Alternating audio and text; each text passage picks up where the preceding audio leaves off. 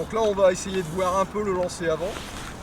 Donc là on a vu les deux étapes. Alors une petite chose que je vais vous expliquer quand même, c'est le point d'ancrage. C'est-à-dire vous voyez que ce qu'on appelle l'ancrage, c'est l'endroit où la soie touche l'eau. C'est-à-dire que ce qui est important, c'est que la soie vienne dans l'eau, parce que c'est ça qui donne aussi la puissance sur le lancer arrière. Si je fais ça, ça ne touche pas l'eau, mon lancer il est beaucoup moins efficace, beaucoup moins dynamique. Donc là je la touche à peine, mais j'ai beaucoup plus de problèmes à gérer ça. Moi j'arrive à le faire parce que j'ai un peu l'habitude et mes bras compensent le défaut, mais essayez de le faire sans ancrer, vous allez voir que votre lancer ne va pas être très efficace. Donc ce qui est important, c'est d'avoir cet ancrage, c'est-à-dire l'endroit où le bas du dé va se poser sur l'eau et va permettre aussi à la canne de rester armée et de faire le lancer avant. Alors l'ancrage, où est-ce qu'on va le faire? En fait ça va dépendre de où je veux lancer. C'est-à-dire que si je veux lancer là-bas, ce qu'il faut c'est que j'entre plus loin que l'endroit où je vais repartir. L'idée c'est la même que sur une canne à une main. C'est-à-dire que le dé que vous allez faire, pour qu'il soit totalement efficace dans le lancer avant, il faut qu'il se forme à l'opposé de votre lancer. C'est-à-dire que quand vous lancez avec une canne à une main, si votre soie déroule par là et que vous lancez là-bas, ça tire de ce côté-là, quand vous partez par là, ça ne le fait pas. Avec mon dé, c'est pareil. Si j'ai mon dé qui est par là et que je lance là-bas, l'efficacité n'est pas du tout la même que si j'ai le dé qui est exactement dans l'axe de où je veux lancer. Donc, ce qui va se passer, c'est que si j'ancre ici et que je lance là, vous voyez, la mouche a tapé dans la soie. Donc ce qui est important, c'est de voir, d'imaginer une ligne imaginaire donc, que je vais tracer par ma soie.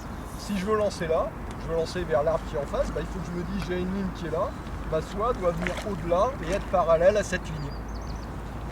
Donc ce qu'on va faire le plus souvent, ce qui est important de faire, c'est d'avoir ses épaules tournées vers où on veut lancer.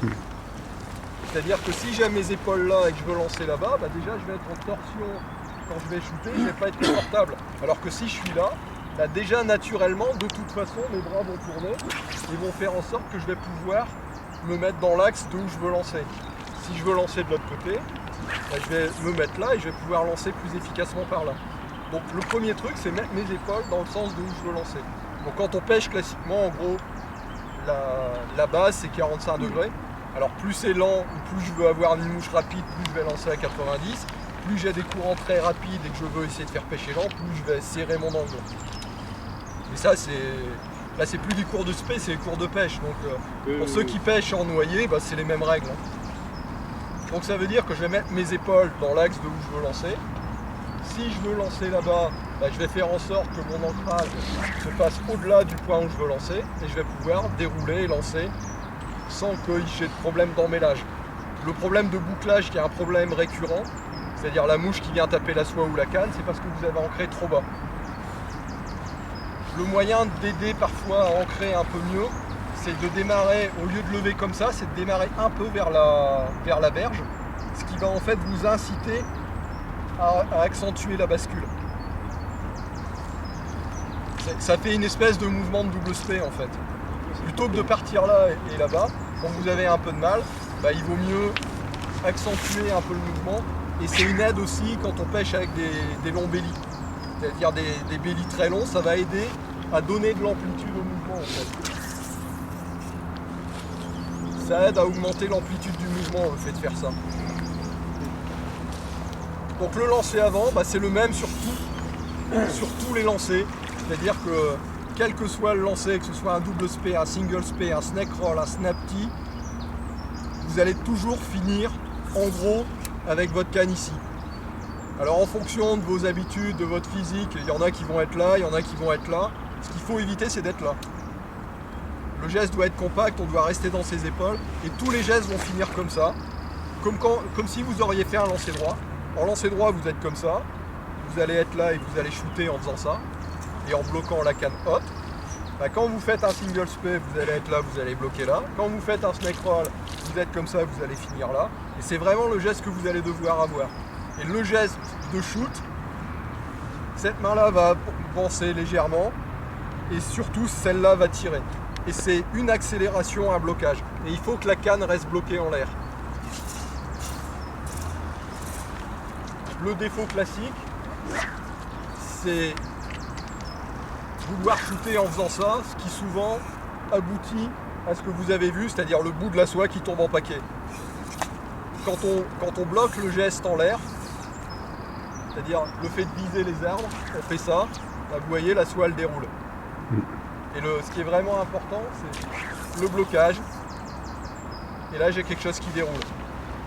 Donc le truc, ça peut être aussi de regarder la cime des arbres, ça peut être parfois de se pencher un peu en arrière, parce qu'un des défauts c'est de vouloir, on va vous expliquer le transfert d'appui et la possibilité de donner de la puissance en plus en faisant un transfert d'appui. La grosse erreur, c'est au lieu de transférer l'appui, c'est de bouger le corps. Parce que regardez la pointe de ma canne, regardez ce qui se passe quand je fais ça. Il n'y a pas de souplesse, il n'y a rien. Ça bouge de beaucoup. Et si vous avez l'habitude avec les cannes à une main, ce qu'on appelle serrer la boucle, pour éviter d'ouvrir la boucle, c'est d'avoir un geste qui est entre ça et ça. 11h, 13h en gros. Bah, là c'est exactement les mêmes règles. C'est-à-dire que plus vous allez accentuer ce geste-là, plus vous allez ouvrir votre boucle et plus vous allez avoir quelque chose qui va perdre de la performance en termes de dynamique. Et plus donc vous allez avoir de mal notamment à gagner de la distance. Sur une boucle très ouverte,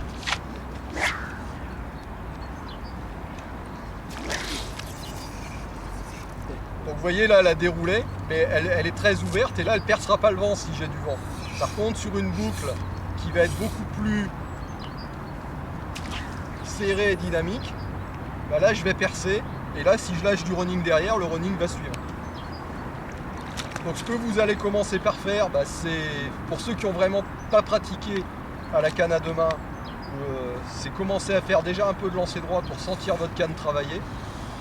Et quand vous commencerez à sentir ça, bah, vous essayerez à faire dérouler, c'est-à-dire à lever la canne, l'extraire comme ça, venir en position de shoot et déjà essayer d'obtenir cet effet de shoot comme ça.